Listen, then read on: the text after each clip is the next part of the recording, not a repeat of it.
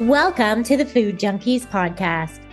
Here, we aim to bring you the experience, strength, and hope of professionals working on the front lines in the field of food addiction. Our mission is to educate you, the listener, and increase overall awareness about food addiction as a recognized disorder. Here, we discuss all things recovery, exploring the many pathways people take towards abstinence in order to achieve a health-forward lifestyle.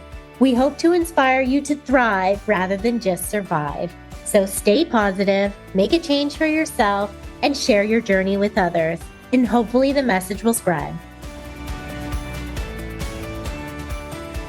Welcome to the Food Junkies Podcast. My name is Dr. Vera Tarman, and I am your co-host today, along with Clarissa Kennedy. Today, joining us, we have Dr. Barry C. Smith, a previous food industry consultant, as he talks about his experience with altering his ultra-processed food plan to a healthier alternative. Dr. Barry Smith is a professor of philosophy and the director of the Institute of Philosophy at the University of London. He is also the founder of the Center for the Study of the Senses. His primary field of study is the philosophy of mind and language, with a focus on multisensory perception, particularly flavor perception. He has held visiting professorships at the University of California at Berkeley and the Ecole Normale Supérieure in Paris. He has appeared on BBC's Masterchef and is writer and presenter of a 10-part series, The Uncommon Senses for BBC Radio 4, and a recent 5-part series called The Art and Science of Blending. Welcome, Barry. Thank you. Very good to be with you. We always like to start with a bit of the personal. How did you get into a study of the senses from philosophy? I find that an interesting combination. How did that bring you to the food industry? So that was quite a journey. I was writing about perception and thinking about perception, but always wondering about those aspects of perception that get neglected. People always talk about vision, hearing, but what about touch, taste, and smell? And at the same time, I was writing as an amateur for the press about wine. And it was really my interest in wine and my writing about wine that led me to think, wait a minute, here I am telling people about taste. How does tasting actually work? So I went to talk to my colleagues in neuroscience and biology and psychology, and they said, it's very complicated. It's always taste, touch, and smell, and all of these senses are working together. They're affecting each other's workings. It can depend on sound as well as sight. That can have an effect on how we perceive taste. And I realized philosophers have got this all wrong, that the senses are not independent, they work in concert, and that there are many more senses than 5. And at that point, I founded this Center for the Study of the Senses. So I work with neuroscientists and psychologists, and for that reason, I've been doing more sensory science of late than anything else. And the link to the food industry is, so I was terribly interested in how we perceive the tastes and flavors of the food we eat and what can affect it. How does the food look? How does it feel? How does it smell even before we put it in our mouth? And how does that have an impact on how we assess it and whether we enjoy it, whether we find it acceptable or not? And because myself and my colleagues were doing a lot of work in that area, we started to be contacted by the food and drink industry to say, oh, we're very interested in what you're talking about. And it coincided with a shift that they made, a shift from just thinking about the product and what ingredients it had, what it was made from, and suddenly starting to think, what is the taster's experience of this product? How does it affect them? What is it they notice? And are there ways a sensory way we can enhance how they experience it and make it better? And that's how I came to be involved. And at first, it all seemed very benign because they often approached me by saying, we'd love to get your help to think how we can reduce the salt, fat, and sugar in products. And you think, well, what's wrong with that? So that's how I started. You mentioned that it's almost like there's two ways to look at it. The Michael Moss and the fellow who wrote the Dorito Effect, all focusing on the food and the industry itself. You're saying it's also how we perceive it.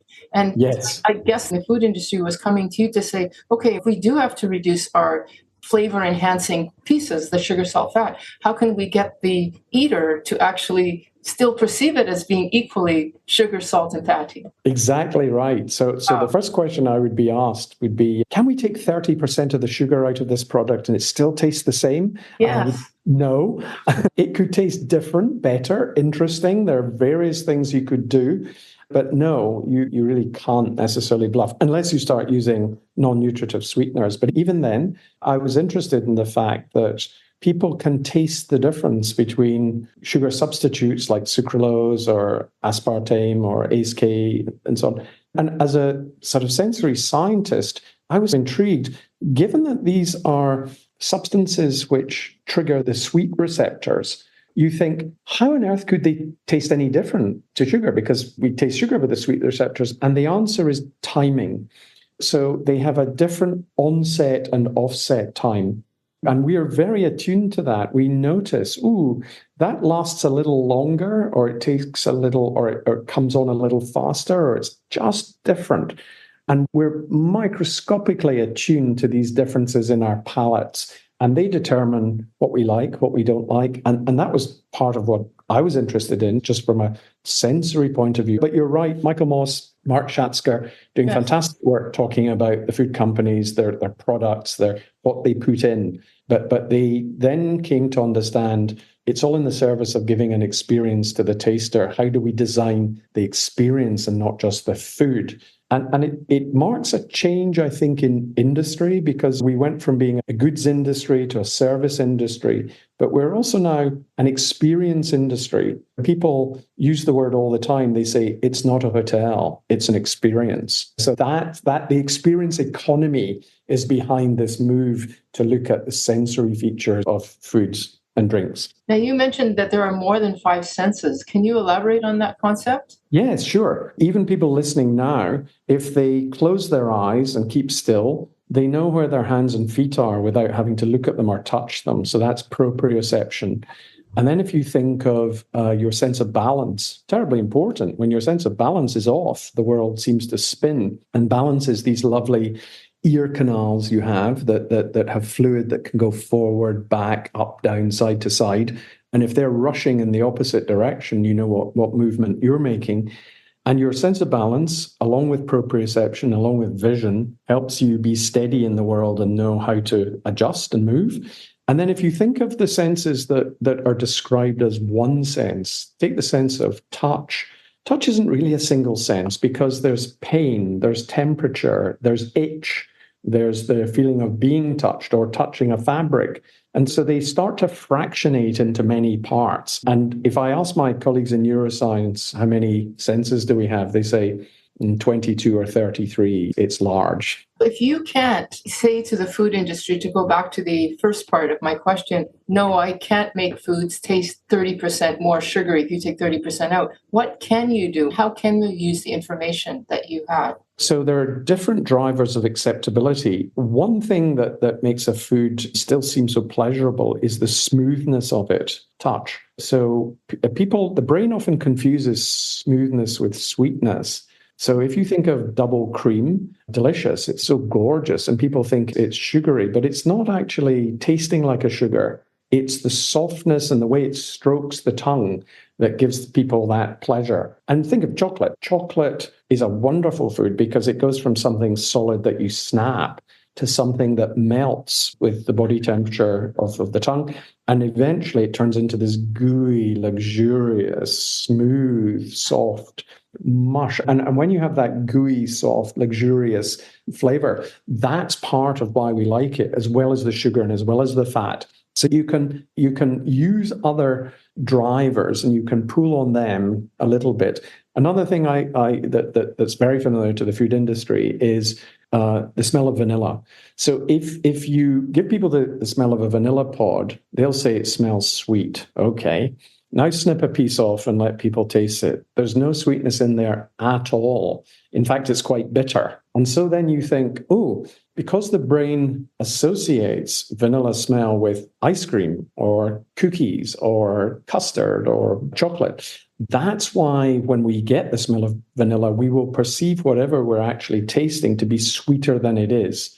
using texture, using smell, all of these things to compensate or to modulate the absence of sugars. I have to admit to you, my mouth is watering as you're describing these experiences and your description of the chocolate. And ice cream is like that too, that silky, soft sensation. Right. And yeah, you're right. Even just imagining that, I get the feeling of that excitement of, I'm going to have a hit of sugar. Yes. Chocolate, I do quite a lot of work with chocolatiers and I'm fascinated by it because chocolate is made at crystal structure 5, not 4, not 6, which means it must have a snap and be good enough to actually break in two, but allow it to melt just below body temperature. So when you put it on your tongue, it turns into that lovely, luxurious sort of smooth paste. And here's the funny thing. If you have, we've often done this testing people. If you have 2 chocolate bars, which are high cocoa solid, and they're equal in terms of the cocoa solid and the sugars that are in them, but one of them is rough in texture and one is smooth, people will always perceive the smooth one as sweeter than the other. And the other thing about touch is, and this is very food industry relevant, if you have craft chocolate, made high cocoa solid chocolate, it doesn't melt in your hand, it melts on your tongue. But ordinary commercial chocolate, as soon as you've got it out the wrapper, it's in your fingers, it's starting to go gooey. And that's because it's got so little cocoa solid in it, and it's got often a lot of palm oil in it. Now, the palm oil is a cheaper substitute for cocoa butter. Cocoa butter has that smoothness that we like, but palm oil's got the similar viscosity. But of course, it's nothing to do with chocolate, but it's in there to get the melting, and chocolate's all about the melt rate and the delivery of flavor and sweetness. Yeah, you described so well the idea of how ultra-processing food can make it, you may not want to use the word addictive, but enhancing, enticing. So even something that in itself would not be that enticing, the way that you've described it, it's just in the mechanism of it. Yes. It's not even the substance itself. That makes it really hard for us to be able to define what is actually addictive or compelling about something. Is it the substance? Is it the process? Oh my God. Exactly. And I think this is why we have the problems, because a lot of people are saying, oh, the science isn't in because you've got to show me the ingredient that's the addictive one. I think that may be looking in the wrong place. The processing is there to create experiences which we crave and which we find so desirable, and they drive wanting, and we want and want them. And they want them beyond liking. We don't necessarily go on liking, we just go on wanting. And if we think of processing itself, instead of thinking of ingredients, you can look at other examples like fizzy sodas. So a fizzy soda, it's got bubbles and it's cold. It's ice cold. You get it out the vending machine, nice cold in your hand, rip open the top. And of course, they work on the sound. The click and tear matter so that you have the right sonic expectations. So you sip it. Now, when you have that very same drink, warm and flat, it's unpalatably sweet. And you say, oh, no, too sweet, don't want it. So that's interesting because that means that just the process alone of having CO2 bubbles and having it at a cold temperature will bypass the mechanisms that tell you this is too sweet. Why?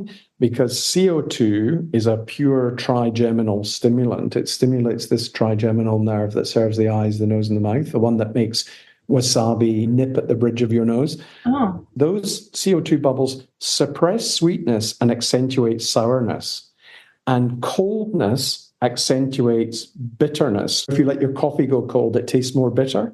So once you've got cold, fizzy drink, doesn't taste so sweet, you ingest more sugar than your body knows it wants or needs. And by then, you're pretty hooked on wanting that sugar intake. So this is all about processing. It's not about some key ingredient that we should ban. It's tricky. It's tricky to get at this. I'm flabbergasted. Do you have any other examples of this? This is just incredible. Well, I think, yes, I do think my advice was to try and talk about how these things work. How do they work on us? And what happens when we adjust them in various ways?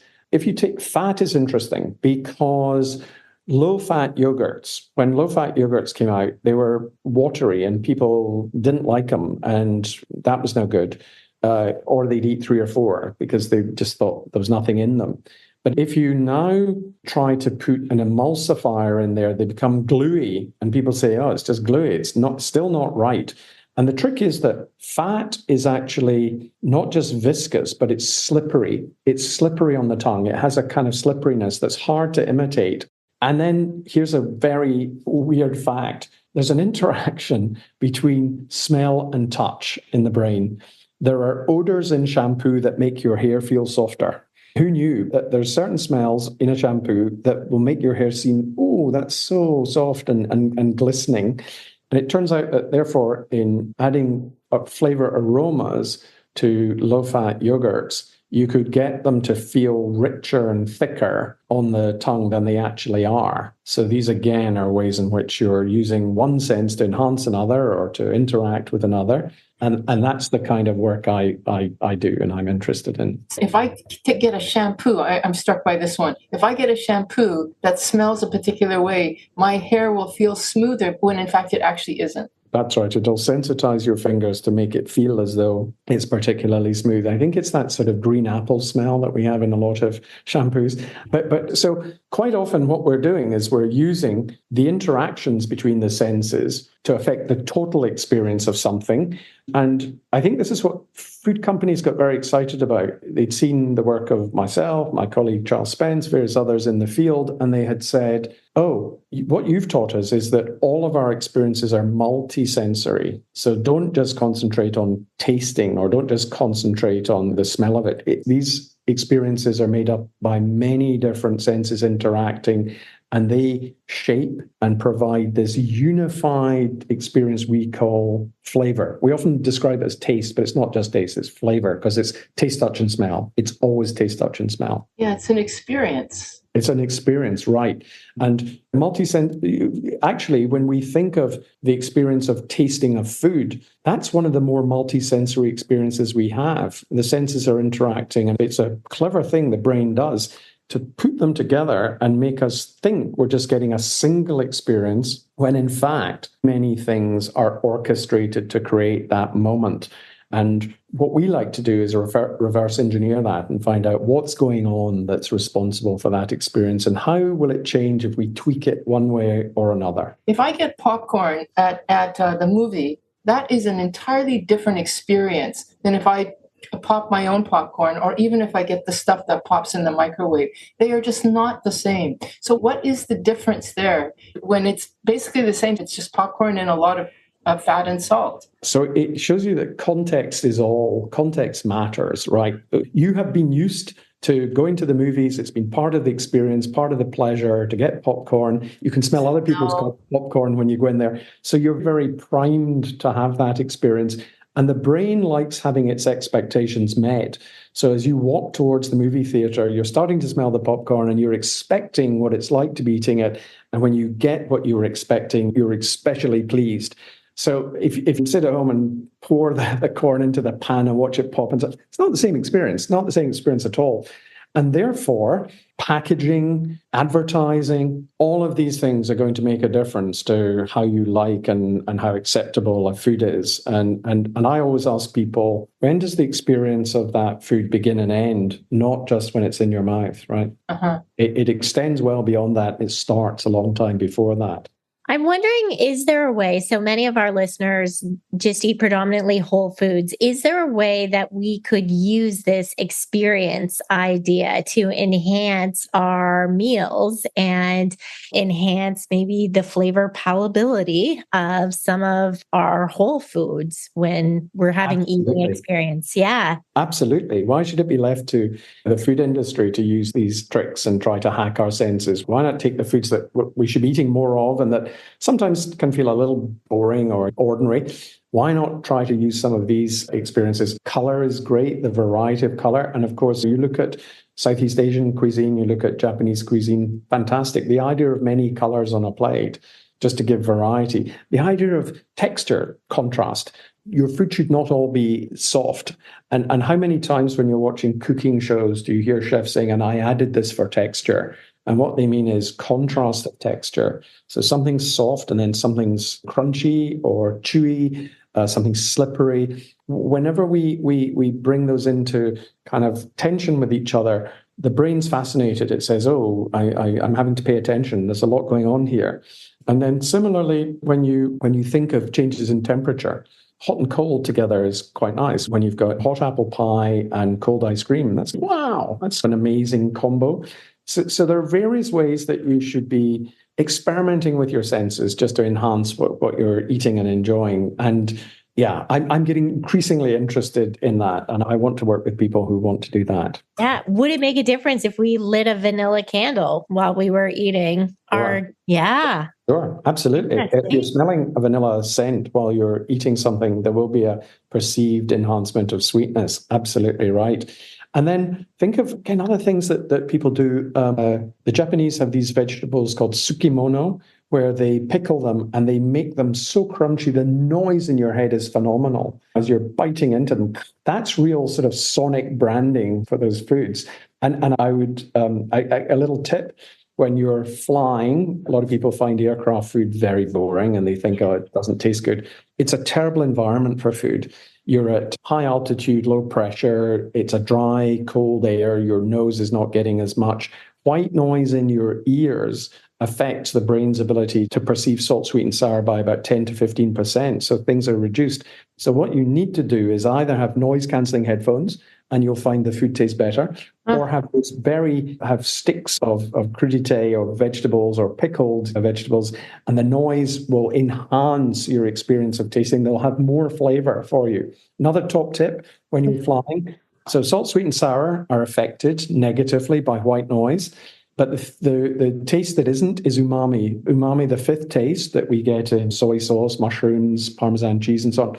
But you get lots of umami in tomatoes. What do people drink on planes and at no other time? Tomato juice. They drink lots of tomato juice. It's so true, right? And we wrote a paper called Airplane Noise and the Taste of Umami because we wanted to find out why that was. And it turns out that it's going to have more flavor than any juice or beverage you can have. Drink tomato. This is a book that you need to write. I'm serious. How to enhance your diet. Yeah. Non-dietary. No, and I think that's right, because it's the same principle that we're talking about, not just the food we eat, but the experience of eating.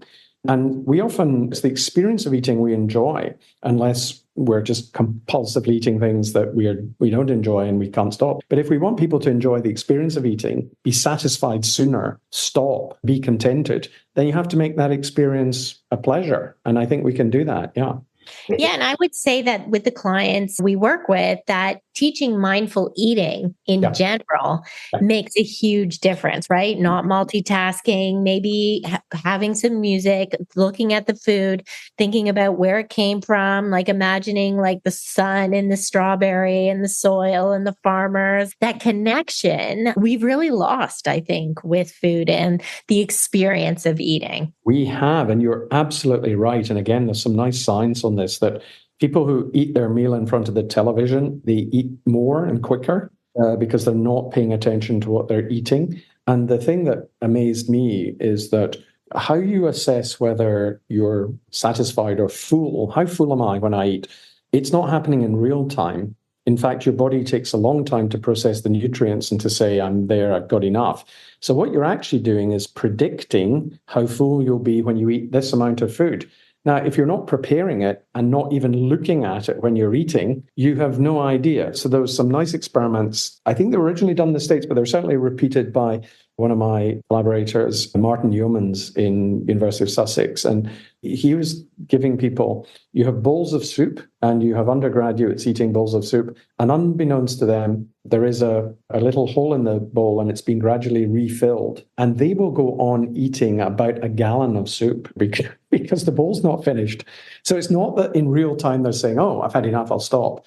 So we mustn't disrupt these usual mechanisms that we have in place to regulate our intake and make us eat sensibly. And if we do disrupt that, then we're in trouble. Yeah.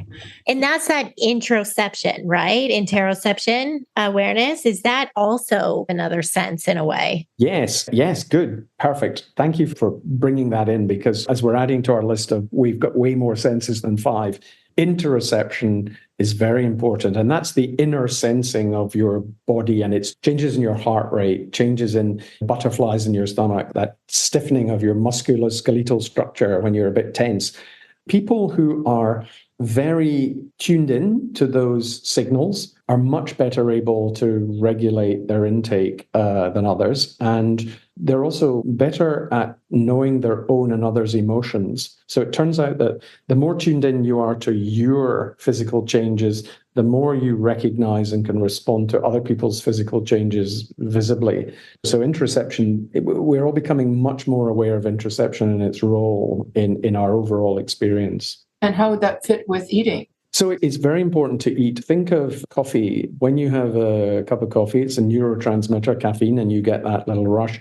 If you're feeling that slight rise in heart rate, if you're feeling that rise and change in the body, then what's going on in you? And you also know not to overdo it, not to have too much. And similarly, there are enormous changes in you as you pile all these nutrients in and you add all of these other ingredients.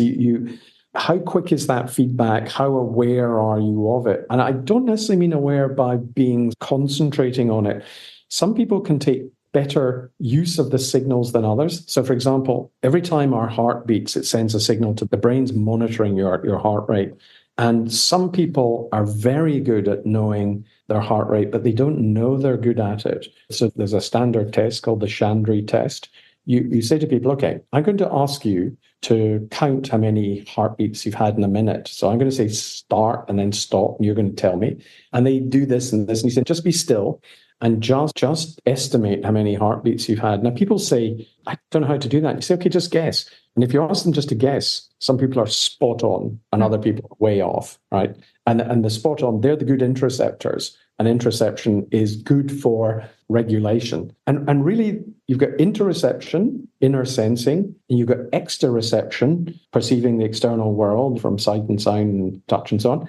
And it seems that what makes you a good perceiver and good functioning is knowing when to switch from one to the other. After eating, you should be attending to what's going on in me, but between meals, you should be looking out at what's going on. So that kind of facility and ability to switch is actually quite important too. Yeah, and I know too, interoceptive awareness really helps us tune into our hunger and fullness signals in a way, for sure. So that's where it can be a really helpful thing to check in. And we may say to clients, maybe touch your face. What's the temperature of your face before? Is it different than the temperature of your stomach? How is your breath rate? Could you slow down the exhale a little and just allow them to feel in their body? And that allows them to maybe tune in a little bit more to when they've had enough. Yeah, I think that's really good advice.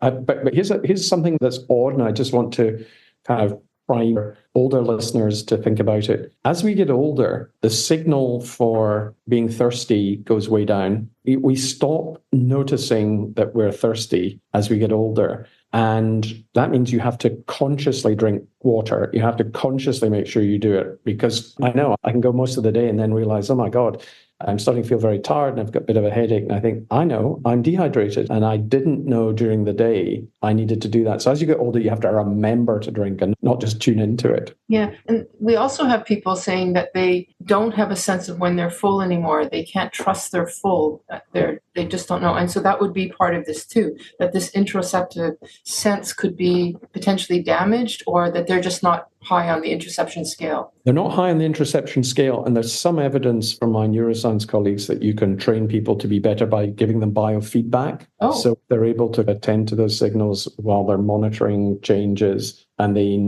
they start to become aware of what's changing when. Yeah. You can tune that up. So I do think kind of interoceptive feedback training is probably going to be something worth looking out for in the future. Doesn't the processed food industry also try to manipulate that so that we don't know when we're full because it's all refined? There aren't the usual cues like bulk and water, fiber. Yeah. So I'm going to be very diplomatic and cautious in my reply, because I think it's more powerful if I'm careful. Whether they set out to do that, I don't know. And I suspect they didn't set out to do that. I suspect they found out that it's happening, and having found out, they're not exactly actively doing anything to change it. Quite often, the food industry was wanting to make foods cheaply available, make them cheap, make them available, make them desirable, and manipulate them until they get them in a place where people just love them and want to go on eating them and desire them a lot. Of course, the trouble comes when that may bypass our intake regulation mechanisms. And we know from some very good studies out there that hyperpalatable foods, and that's not just a fancy term, it's now being calculated as a particular ratio between fat and carbohydrate. But if you have it at the right ratio and the food is soft enough in the mouth, happy and soft, that it bypasses a mechanism we all have called stimulus-specific or sensory-specific satiety. Sensory-specific satiety is very nice. So if I give you a piece of chocolate, you like it. I give you another piece of chocolate. I keep giving you a piece of chocolate. There'll come a point where you say, enough chocolate. I don't want any more chocolate. And you say, the experiment must continue, and I keep giving it to you. Now the liking of chocolate goes way down. You actually start finding it, it's really off-putting. But it's not because you're full. If I say to you, do you want some fruit? Thank God, yes, I'm happy. I'll move to fruit now. Or cheese, yes, let me have some cheese. That's a very specific mechanism which we seem to have built into us to make sure we don't take more than we need of any particular set of nutrients. It's just a good system to have. But hyperpalatable foods bypass and slow that down. So people will go on eating and not feel they've had enough and not feel I'm there, I'm satisfied. Now, I think once you find out that foods are doing that, we really expect people to have the responsibility not to push that, I think. My experience with people is they'll say, as they're binging, that they're not even tasting the food anymore, but they're still driven because they're still not satisfied. That's right. And of course, this is this lovely... It's wanting, it's not liking. It's wanting and not liking. And again, I'm sure a lot of your listeners know, but it's worthwhile just setting that up again. This is the wonderful work by Kent Berridge, who's really laid this out, the difference between wanting and liking. So when everything goes right, we want what we like and we have something, we enjoy it, it's good. But these two things can come apart. It's quite useful to show that we start eating and continue to eat foods, not necessarily because we like them and then we start wanting them. That you think that's how it should be. I taste something, I like it, so I want more. But sometimes we go the other way around. None of us like the taste of coffee or alcohol when we first tasted it. It was bitter. It wasn't really nice. So why did we drink it? Because it was cool. The grown-ups were doing it. I wanted to copy them. And yet what then happens is we love the caffeine rush that comes from the coffee, and we like that relaxing feeling we get from the alcohol. So the post-ingestive effect, what happens downstream of ingesting, we like that. And then we come to the taste that predicts that. So we start liking what we want. But we know that if you think of drug addiction, you try something, you like the effect, and you want that again. So you have it again and you like the effect. And then eventually it's not as good the third time. So you up the dose. And as that goes on, the liking may go right down, same with alcohol addiction and drug addiction. And it can come to the point where you don't even like the experience anymore, but you keep wanting it. You keep wanting it. And as my colleagues in neuroscience remind me, the thing that's most dangerous to an alcoholic is not drinking the alcohol. It's the sound of the cheery bar and everybody enjoying themselves, because that predicts what they wanted. And that's going to encourage them to go in and to drink even when they don't really like it anymore. Yeah. And of course, that's the worry. Are we making foods that people want rather than necessarily? And I think we are. So let's get to that. What was your aha moment when you discovered that you think they are?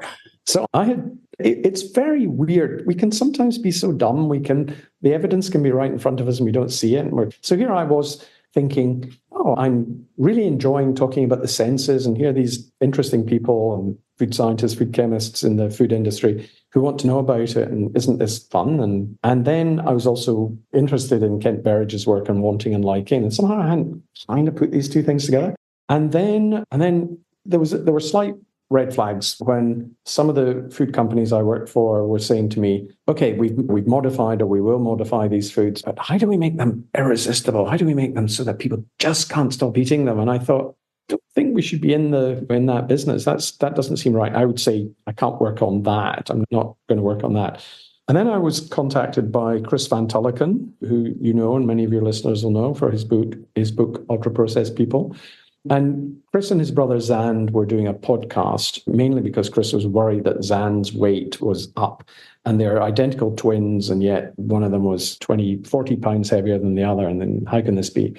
And they wanted to know what sort of things I was doing with the food industry and how was I making the food industry produce foods that people really liked and found desirable. And then I listened to the whole of the series and I thought, my goodness, they were just saying it. We shouldn't be consuming these foods. Think of the increased rate of obesity. Think of people suffering from disease-related illnesses, diabetes too, cardiovascular disease and so on. And then the thing that really struck me was Chris himself telling me that after being on a high ultra-processed diet for a month, he said he found that he was tired, he was irritable, his sleep wasn't as good, and he was always hungry. And I thought, oh, hello, I know some of those symptoms. So I was pretty impressed with the research that Chris was doing and was also pointing to Carlos Montero's work in Brazil and various other scientists. And I thought, I shouldn't really be doing all of this work for the food industry. And if I'm helping them produce foods that people want rather than and can't regulate, then I'm out. Then I won't do it anymore. So that was those were the aha moments. But as I say, I was slow and late to get there. Mea culpa. You did your own experiment. Can you tell us a little bit about that? Yes. So I decided really to see if it made a difference to me, to my mood, to my state of hunger, to my tiredness and so on, to cut out ultra-processed food. And I started to do this, and something very interesting happened. First of all, I was having to be very fussy. I was going to the supermarket, and I was looking at every label, and I was thinking, I thought this food was fine. No, it's not. What am I going to make for supper? I'm going to make chili con carne. I need some kidney beans. Here's a supermarket own brand, and it's kidney beans and water. Good, that's what I want. And then I look and it's got a gelling agent in it, and it's got something else in it. And I think, so I have to go and buy the more expensive organic one because it just doesn't have anything in it.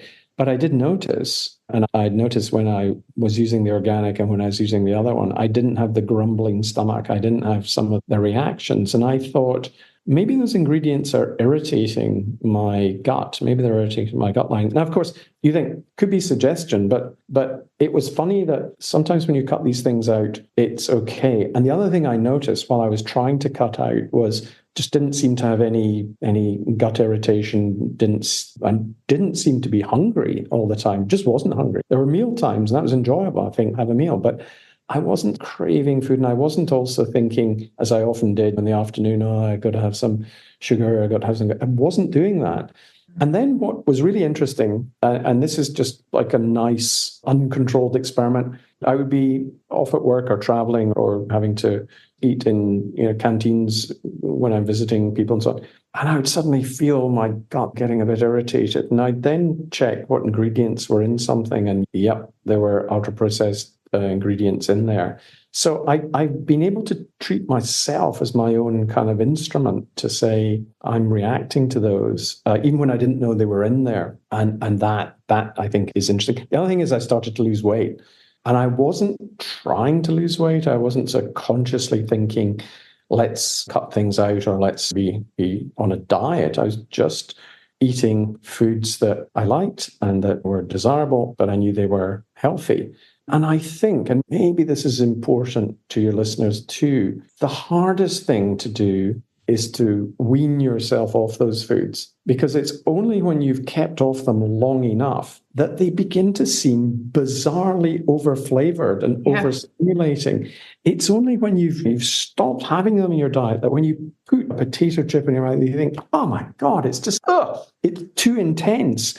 And if we bombard people with those flavorings and we bombard people with those sort of sensory experiences, they expect every and the advertising suggests this, every bite should be a riot of flavors. It should be an incredible assault on the senses. It should be a festival of eating. Then, of course, when you go down to an apple or you go down to some vegetables, even roasted vegetables, you're going to think it's not got the hit. But take yourself off that for long enough. And I think about a month is what you need you will then find I'm getting lots of flavor and interest in my food, and this stuff just seems bizarrely over-flavored. You've really just described what we're talking about. And I would use the word addiction to that. But I know that you're not that comfortable with that word. What do you think about the proposed, you came to the UK conference, the International Food Addiction Consensus Conference, and we're looking at the term ultra-processed food use disorder. What do you feel about that? Do you feel that's an appropriate term? What's your thoughts about it? I think it's getting at something in the area. And I think we do want to distinguish between eating disorders, which you could have with anything. Absolutely, yeah. Something that the ultra-processed food is inducing in us and creating in us, a dependence, a desire, a wanting, and so on. So I think there's something there. I'm cautious because I can't make out the claim to addiction without mechanism. And at the moment, myself, and I'm not in the front line, but I know others are, like Chris Van Tulliken is, we are just getting bombarded with attacks from food industry paid academics. These are people, I would think, if I'm going to be really unkind, shills for the food industry. They're getting a lot of money from them, and their research depends on them. And they come after everyone who makes a claim and try to undermine it. And it's exactly the same playbook. I think it was Michael Moss who said this. It's exactly the same playbook we saw with the tobacco industry, which is deny, denounce, delay. You deny a claim. Oops, my funny screen puts these things up when I use my hands. How appropriate though, eh? Yeah, how appropriate. But the deny is, here's a claim that I think emulsifiers are definitely contributing to irritable bowel syndrome. So they deny that claim. There's no evidence of that. You say, there's evidence in mice. There are papers in mice that show that if you're giving them proportionately as many emulsifiers in their food intake as we have as humans, they develop colitis. And they say, that's a mice study. You can't conclude anything from mice study. And you say, can't conclude anything from mice study. So in the pharmaceutical industry, when we test things on mice, we think that's fine. But in the food industry, no. Why is that? So the idea is muddy the water, then denounce. I get denounced as, what do you know about this? What could you possibly know about this? And also, you're just doing this for attention, which I think is hilarious, because who wants the bad attention? I don't think that could be right. But various people sort of denouncing, well, you're not a nutritionist. And if you're not a nutritionist, and I say to them, you are limiting the scope of scientific inquiry. This is a multidisciplinary task. You need nutritionists. You're a scientist in sensory perception. That's exactly. Far better than a nutritionist. Exactly. And you're going to need all of those people in there, and you're going to have to look at it in the round. And some of the things we've been talking about are how sensory adjustments are making the food more desirable without it being an ingredient that it's pitched on particularly. So don't narrow. And I think this is a tactic of the food industry and its followers and bandwagon performers, which is to say, let's just say you can only make a claim about nutrients and which ones are harmful, and you've got to show me exactly what that one did that's harmful. And if you can't, then they're not harmful at all. Now, I just saw another terrible piece that the BBC put out saying, we'll never probably have the evidence that says that ultra-processed food's not good. Why? And they have a whole load of people who just say these are claims based on correlation, and if they're trying to claim more, it's poor science. It's so funny that they're so quick to accuse everybody of poor science while dismissing a whole raft of science that's in and having no counter science on the other side to convince us. So interesting that you can point the finger without having any counter evidence at all. So that's part of it. And I know they want to delay because I'm sure they know the skids are under them and they'll be waiting for an exit strategy. When can we move to foods that are cheap, available, affordable, and we can make money from? But I gave some testimony to the House of Lords Committee on food, diet and obesity recently. And Lord Krebs, who used to be the head of the food standards industry, said to me, so you claim that these foods are addictive. And I said to him there, I didn't use the word addictive, but I'm interested that food companies themselves are using friendlier words like moreish or irresistible or craveability. Once you pop, you can't stop. It says it on the tin. Of course, there's something here which is very close to. If we're all going to make sure that we keep our evidence clear, then I'll just stay careful, because I think it's better the longer I'm in the business talking about these things than having somebody say he couldn't prove it was addictive and therefore we shouldn't listen to him on anything. That's my sense. Do you have any suggestion or advice to us about how we can approach our mission, our campaign, in a way that will push us forward ahead? Because if we use the word addiction, that's not working. Yeah. And I think it is hard to cut these things out when your food environment says that's all that's around. And there are certain parts of the UK and I'm sure parts of the US where it's very hard to get anything other than large percentages of UPF ingredients. And people are time poor as well. They like what's familiar. They like what has already given them satisfaction. I think it's always got to be the idea that, are you a happy eater? Are you contented with how you're eating? Do you feel okay after you've eaten? Do you continually feel hungry? Do you feel tired after you've eaten? If people are able to self-diagnose things they're not happy with and then say, might be worth trying something else, rather than them being demonized. There's a terrible sense of people being told, oh, you're eating the wrong things, you're eating bad stuff, you're addicted. And I worry about most people with obesity are overfed and undernourished. Part of what's happening is that they're eating foods that bluff their system into thinking they're getting real fats or salts or sugars or proteins, and they're not. And it might be that it's the body's trying to extract more and more from those foods, goes on eating them, and what they're promised never comes. And so it's not their fault. It's the food industry's fault for putting them in that position. So I don't want to demonize people who are struggling with this. So I think it's are you happy with how things are? Can we suggest you just try other ways? And I think that if people have the means, have the food environment around them, have the support of others enough to stay off these foods long enough to experience for themselves how differently they feel physically and healthily, and how that means they're not always thinking about or chasing food, just thinking about food all the time. I don't think about food all the time in the way I used to when I was eating more of these things. So I think that's it. Give people a chance, find out if they're happy with how things are, and if they're not, suggesting ways in which you could try alternatives, make it easier for them to try alternatives, and then hopefully they'll discover for themselves. Which is essentially your story. That's what happened to you. That's right. Did you ever go back to eating ultra-processed foods? No. Do I miss it? No. Because again, I now have that funny feeling about it. It's just way too strong. I was on a plane coming back from Bordeaux. I'd examined a PhD, a wine PhD, and it had gone on so long that we didn't have any lunch, and I had to rush off the airport. And so I'm on, and I had to get to the plane quickly.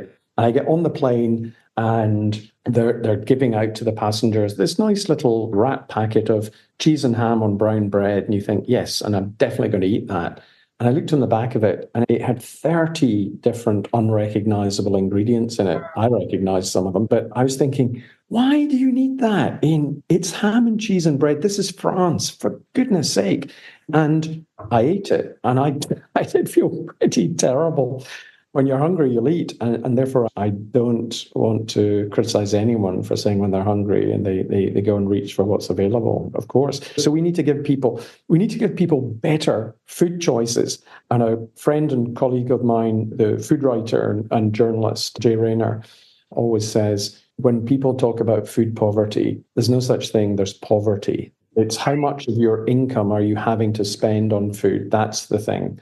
So we just have to make sure people are not in that position. And we also have to start younger. I think we have to start, as some people do with children in school. There's a lovely group called Taste Ed in the UK who go into schools and with 7-year-olds, and they give them classes on food literacy. So they'll bring in fruits, and they'll cut them open, look at the inside, and they'll give them a carrot that's raw, a carrot that's boiled, a carrot that's roasted, see how different the texture is and the taste is and so on. Which do you prefer? And the kids love doing this. It's interesting. It's fascinating. And they will become more interested in the food they get. They will now go to shops where they can see vegetables instead of thinking everything comes wrapped in plastic or just comes in a box. So I think start there is one thing, and then work on the affordability and availability of food to people. In terms of the food industry itself, I'm one, I admit, that tends to demonize the food industry. And is there a better way that we could work with the food industry to, I don't know, make more palatable foods or something like that. Yes, I do think we have to work with the food industry. You take them out of the picture and you create a terrible situation nationally. It's a disaster. So we have to win them round. And I think, again, not so much demonizing. I know lots of people in the food industry. I work with people in the food industry, and they do not set out to get people hooked and to make them unhealthy. They saw themselves originally as doing something valuable. They thought, we're making food available and affordable. We're making food delicious for people. However, the road to good intentions are paved with hell, and they found these terrible ways in which the foods that they've manufactured and industrially formatted are having these effects. Can we bring them back from there? Can we say to them, look, we just have to be even smarter and cleverer about how we're going to make foods available and affordable and nutritious and so on? Of course, they're going to say, fine, we've tried to make healthy foods, but people won't buy them. Yeah, they do say that, but and I wonder how hard they've tried. But they've first got to admit and acknowledge there is a problem in the whole food chain, and there's a problem in food industry and food production. If they're not going to accept that and they're trying to attack and demonize and head off, then that's going to get us absolutely nowhere. And they're just delaying the dread day when they'll be regulated and when they'll be told. The other thing is, am I saying to people, I keep getting people on X and Twitter, and why should I call it X? Twitter as was. I keep getting people there saying, you want to prevent me from having my Weetabix, or you want to prevent me from having my Kit Kat or whatever. No, I want you to know what's in it. I want you to know, because cigarettes and alcohol, we know you can't consume them in volume and hope your health will be fine. But people know that. Thing is, they don't know this about their foods, and they need to know. So I'm more in favor of regulation and let people choose and decide. But then if the regulation's there and people, as we're seeing, are starting to come away from those foods, it might then be that the food industry's got to step in and find other things that people do want that are healthier. And I want to encourage them towards that, for sure. Yeah. I love that. It's informed consent, right? So that I know what I'm purchasing and I know that there's risk involved. That's it. I agree that a lot of people rely on convenience foods, and we're not saying that we should remove them from the whole population, but lets people know that they can make a choice. Maybe sometimes it would be towards their health goals or away from their health goals, right? That's right. I think that's the best we can do. And so I'm keen on that. And little by little, and also starting young, we'll get people to be interested in eating better and being healthier, happier. Yeah. Beautiful. So we do have a signature question, and we ask it of each of our guests. So if you could tell a younger version of yourself something about ultra-processed foods, what would you tell him? I would tell him you're going to have a much better quality of life and feel much better if you just avoid some of these things and don't think that you won't have good food experiences. You will. I would tell him that. I love it. Right on. Thank you so much. Thank you. A pleasure to talk to you both. And you're doing great work, and long may it continue. Keep going. It's great. Important work. Thanks for joining us this week on Food Junkies Recovery from Food Addiction.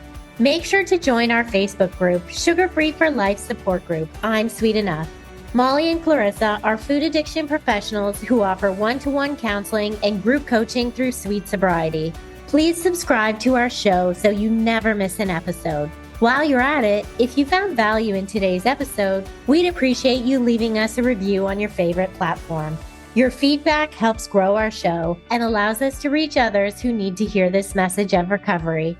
Don't forget to pick up a copy of Dr. Tarman's book, Food Junkies. And as Vera always says, the power is ours.